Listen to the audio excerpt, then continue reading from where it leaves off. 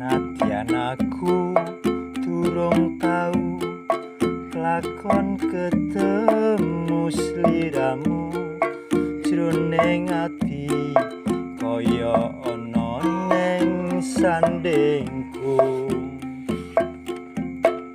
Kegojekan saben wektu, guyon maton ora nesu, bisa gawe tombo ambyare hatiku. Ora nyono ora ngira jebul samsaya ngrembaka, akeh kanca rasane kaya keluarga.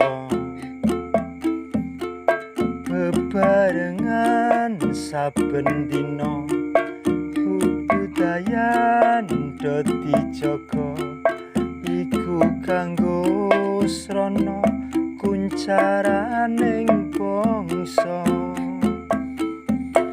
Seduluran saklawase iku dadi tujuane, sayuk rukun mesem guyu nyenengake.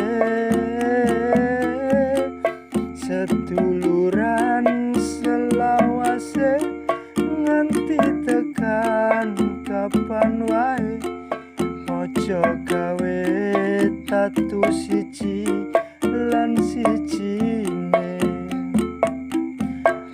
aja gawe tatu siji lan sijine.